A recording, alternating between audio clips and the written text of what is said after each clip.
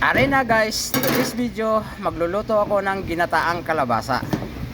Dahil sa nagugutom na ako, wala akong almusal, ako'y magluluto ng ginisang kalabasa.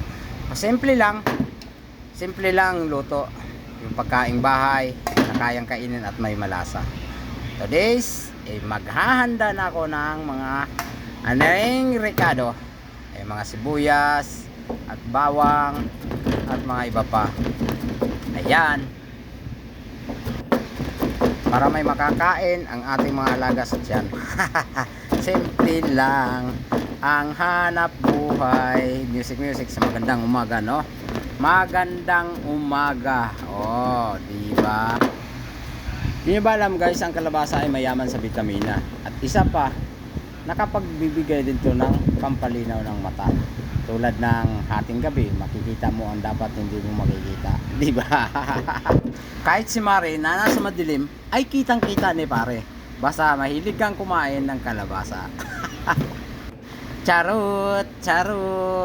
Ito pala guys, ay haluan ko ng atsal na bell pepper para medyo malasa at ako'y maghahanda pa ng ibang pang mga seasoning.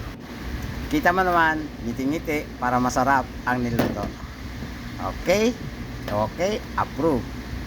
Ayan, sasalang na tayo ng kawali at magsisindi na tayo ng kalan para maumpisa na natin yung pagluluto natin.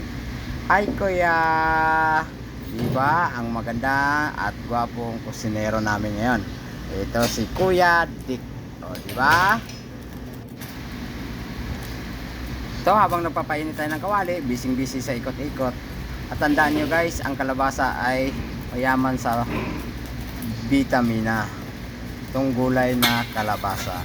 Kaya ugaliin natin kumain ng kalabasa para manilaw tayo. Tulad ng kalabasa. Manilaw ang mata at maliwanag ang mata. Ngayon ay magpapainit na tayo ng kawali. At isasalang natin yung mantika. Tayo lang natin konti para uminit at maglalagay na tayo ng mga ricado.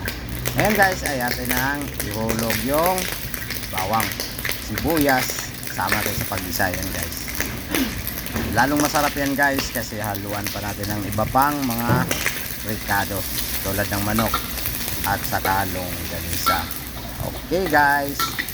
Oh, di ba mainit? Oh, di ba tumatalsik.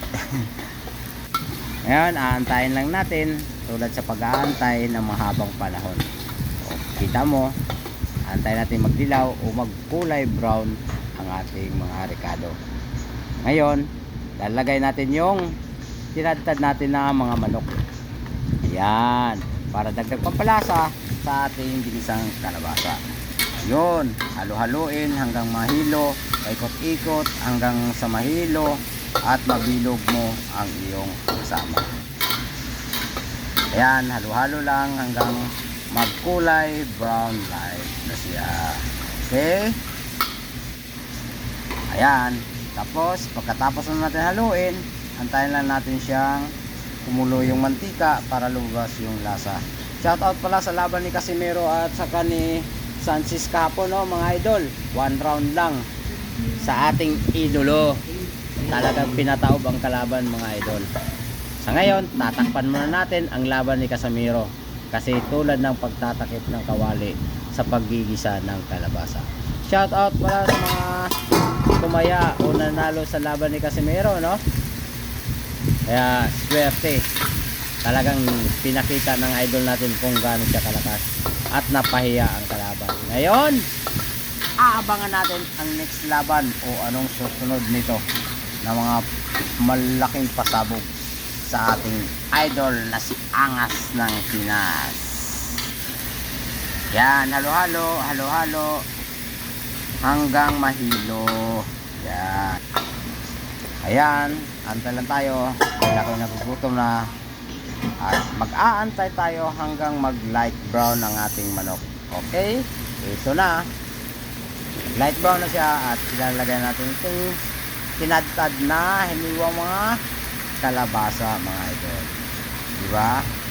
Tapos para medyo maging maluto talaga siya guys, hindi lang sa ano, maglalagay din tayo dyan ng konting tubig. Para para maging malasa at maluto talaga yung kalabasa. Sapat pala guys, pag ako nagluluto ng kalabasa, mas masarap yung hindi masyadong lata. Yung sakto lang talaga siya. Mild lang na pagkagat mo ay lutong-luto din siya at hindi siya durog at lata. Kasi mas medyo nakakaumay pagka nagluluto ka ng kalabasa, latang-lata. Hindi mo malalasahan yung tunay na kalabasa talaga guys. Yun dyan guys, pag ako nagluluto ng kalabasa, yan na guys, yan ko na nilalagay ang bell pepper. Kung tawagin pa sa amin ay atsal, para lumabas yung tunay na lasa at maghalo. Ayan, lalagay na ako ng mga seasoning, mga pampalasa. At shoutout pala dyan, may magic sarap dyan mga idol. Yan ang gamit ko idol, at saka asin. At maglalagay din ako ng chili seasoning hot. Yan. Kasi yan guys ay dagdag din pampalasa yan guys. Shoutout pala no, shoutout. Baka naman. Oh yan. Kita mo na yan dyan. Haluin ko na lang yan. At para pumasok yung mga lasa sa kalabasa guys. Ay mag-aantay lang tayo. Oh yan. Kasama sa pagluluto guys ang hurim-hurim kung tawagin. Anting-anting. Sa totoo lang guys, ihalo na natin dyan ang hiniwa nating longganisa. Diba? Shoutout pala, shoutout sa mga gustong manghingi dyan, magsabi lang, mag-inom lang mga idol. Ayan. Para lumasa, may manok siya at longganisa. Marami siyang malasa. Yan, haluin natin na lang siya maigi at aantay natin siyang kumulo guys. Para mas malasa at masarap yung niluto natin yung ginisang kalabasa. Mas masarap pa kay Inday at kay Mrs. Diba? Yari ka kay Mrs. mo, idol. Sa totoo lang, mas masarap talaga sa lahat ang Mrs. kaysa lahat lang mga chicks. O yan, halo ng halo hanggang mahilo. Ayan, patay na naman ang kanin lamig nitong Jollibee guys, sa niloto ni Kuya Dick. Ayan, yups, diba? At sarap na ng mga niloto ni Kuya. Oo, diba? Sarap. Mag-aantay lang tayo dyan guys hanggang kita nating light na yung kalabasa guys. Oops, makindat-kindat si Kuya. Wow. Ngayon, naka-ready ng ating kaning Jollibee. Yes, the best.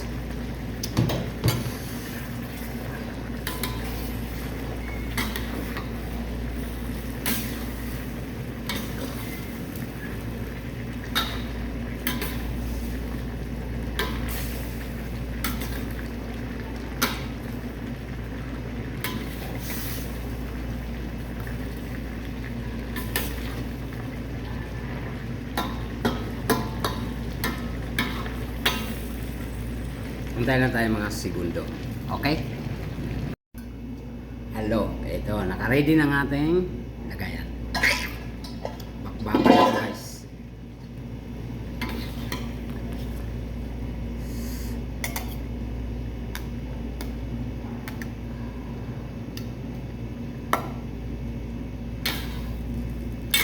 Mas maganda kasi yung hindi pa siya ganong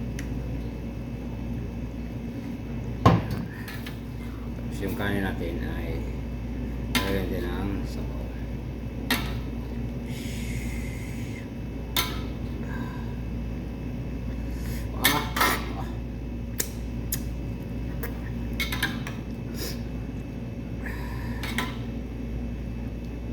Ayun guys,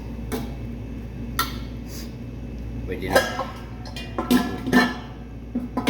tayo ibababa. Let's go!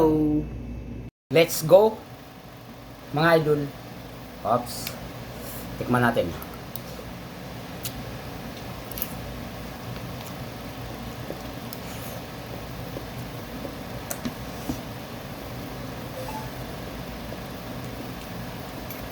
Matamis, matamis-tamis, sariwang gulay.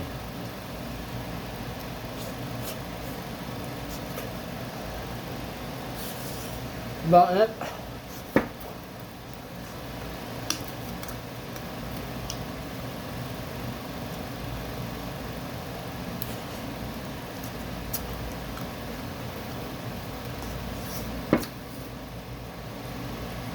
Kakain muna ako mga idol.